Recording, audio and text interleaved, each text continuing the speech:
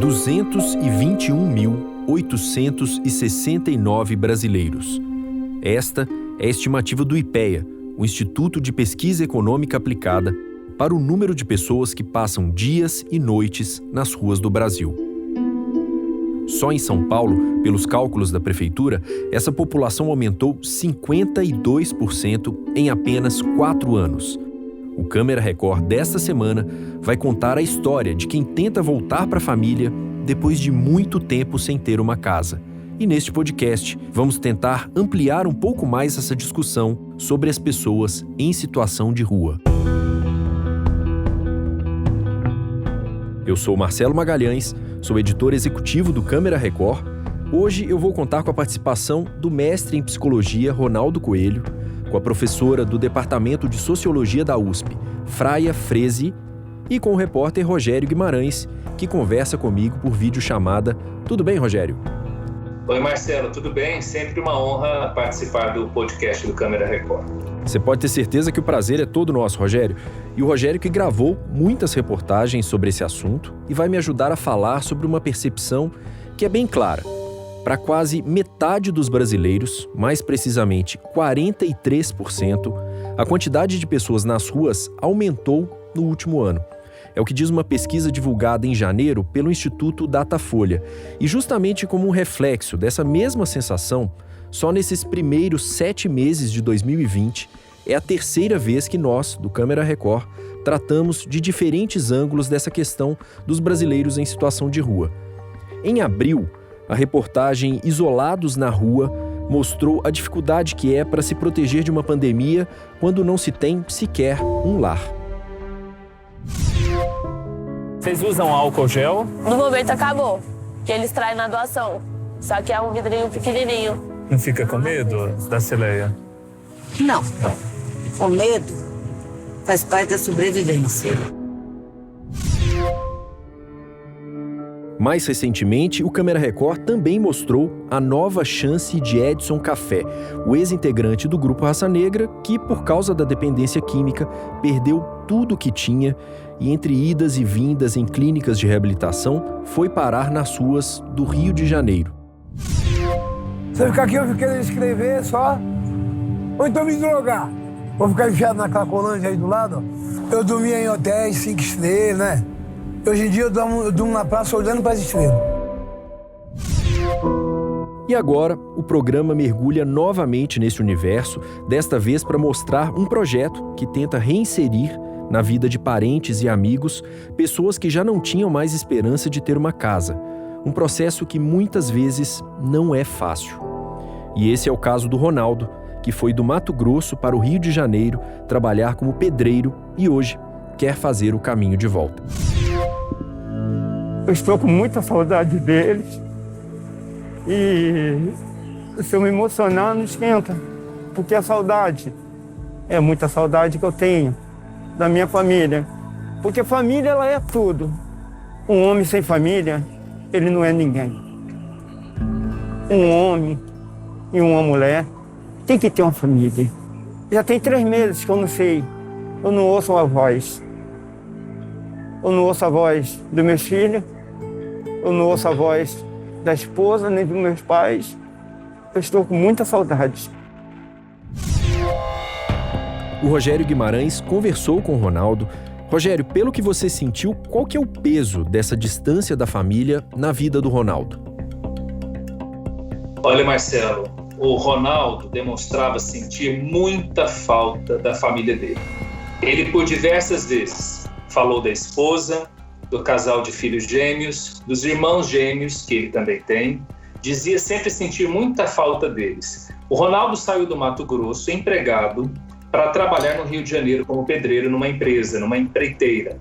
E lá ele tinha alojamento também. Só que chegou um determinado momento que essa empresa quebrou durante a pandemia.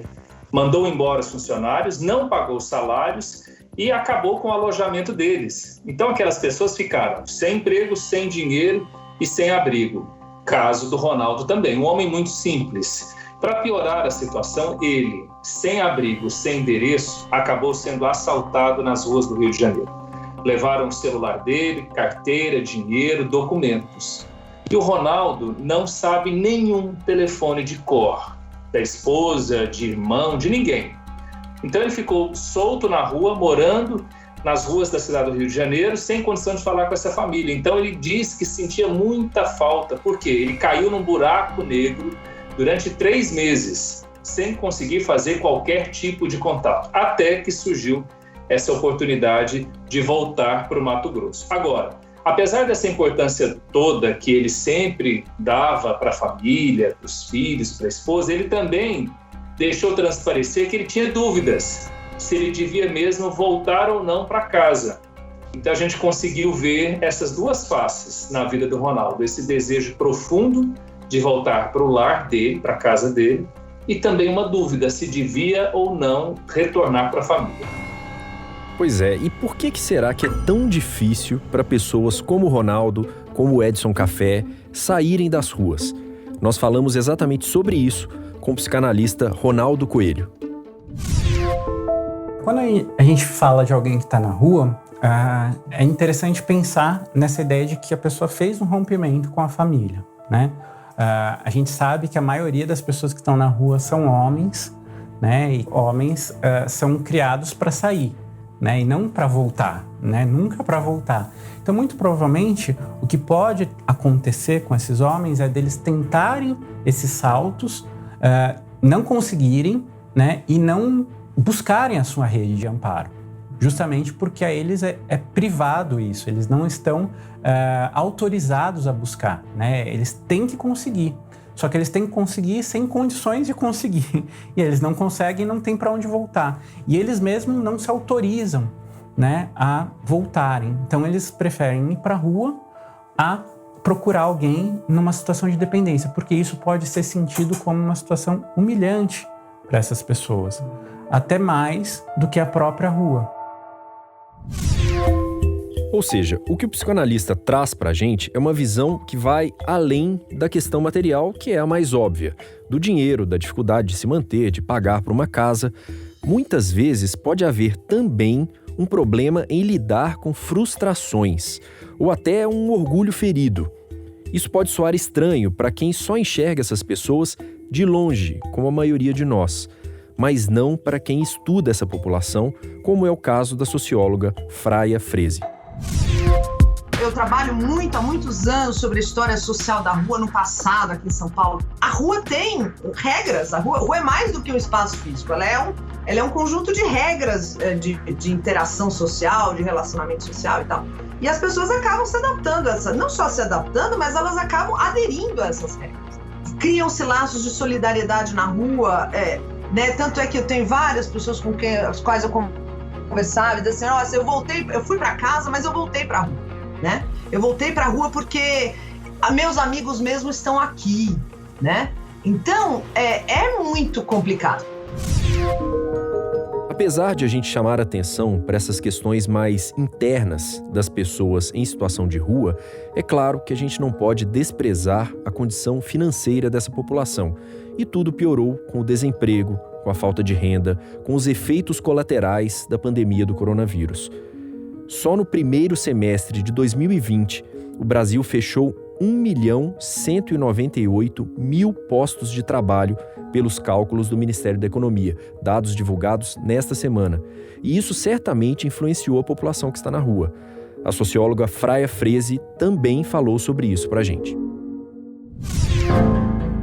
A quantidade aumentou, né? Claramente, eu acho que a grande novidade desses últimos meses de pandemia é a quantidade de famílias inteiras nas ruas. A gente está vendo, tem dados de pesquisas, inclusive realizadas na USP, sobre a quantidade de gente que tem sido despejada por não conseguir pagar aluguel e tal, e aí vai a família inteira para a rua, né?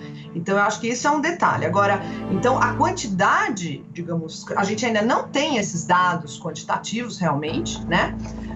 Mas visivelmente aumentou. Eu vou trazer de novo para a conversa o repórter Rogério Guimarães. O Rogério conheceu outro brasileiro em situação de rua, o Douglas. Ele deixou o centro do Rio de Janeiro para ir para a Bahia, tudo para conhecer a filha, de 22 anos, que ele nunca viu. Rogério, você que acompanhou 2 dias com o Douglas dentro de um ônibus, como é que foi essa viagem? Marcelo, foram exatamente 43 horas de viagem. Nós fizemos 2 percursos, Rio de Janeiro a Brasília e depois Brasília até Feira de Santana. De Feira a gente pegou mais 2 horas de estrada até a cidade da filha do Douglas, que é Macajuba. A gente não foi direto do Rio para Salvador e depois para a cidade dela, porque algumas empresas de ônibus não estão fazendo viagens diretas do Rio de Janeiro para a Bahia por conta da pandemia. Então foi uma viagem longa, cansativa. Nós passamos ali pela região serrana do Rio, depois Minas Gerais, Juiz de Fora, Belo Horizonte, Brasília, Chapada Diamantina. Foi uma viagem muito extensa. Poderíamos ter feito de avião, mas o Douglas tem medo de altura. Viveu tanto tempo nas ruas do Rio de Janeiro e o medo que mais causa pavor nele é a altura, é avião. Então tinha de ser de ônibus. Então foi uma viagem extensa, cansativa e de muita expectativa. O Douglas queria de fato conhecer essa menina, que hoje está com 22 anos. Ele saiu da Bahia, a mãe estava grávida e ele disse que não sabia.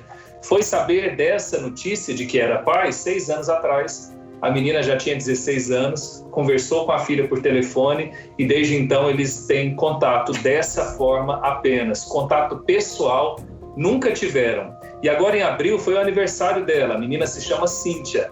E ele disse que após essa conversa, esses parabéns que ele deu, ele teve uma vontade muito profunda de ver essa filha pela primeira vez. Ele já estava morando na rua desde novembro do ano passado, comecinho de dezembro, e agora, em abril, ao falar com ela, brotou esse desejo de conhecer essa menina. Mas ele não tinha condição financeira para isso, conseguiu ajuda só agora, em julho, e partiu para essa viagem, que foi uma jornada impressionante, cheia de altos e baixos.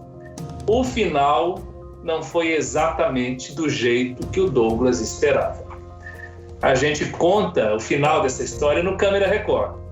E a gente também preparou um material extra para as redes sociais do Câmera Record, com bastidores, com impressões, com detalhes, curiosidades, coisas que a gente só preparou para as redes sociais. Vale muito a pena você conferir o final dessa jornada, desse retorno do Douglas, do Rio de Janeiro para a Bahia e como foi o final dessa história toda, viu, Marcelo? Esse material tá mesmo imperdível porque histórias como a do Douglas são complexas, envolvem muito mais elementos do que um olhar rápido pode revelar e nem sempre, lamentavelmente, tem um final feliz. E essa difícil volta para casa, como o Rogério mencionou, é o tema do Câmera Record deste domingo, 2 de agosto, na reportagem que vai ao ar às 11h15 da noite, logo depois do Domingo Espetacular. E você já sabe, se estiver nos ouvindo depois do dia 2 de agosto, não tem problema, é só acessar o playplus.com para assistir a íntegra desta e de todas as reportagens do Câmera Record. Rogério Guimarães, uma satisfação, mais uma vez, obrigado por mais esse papo aqui no podcast. Eu que agradeço pela oportunidade de participar aqui, sempre um grande prazer. Estamos sempre juntos, Rogério.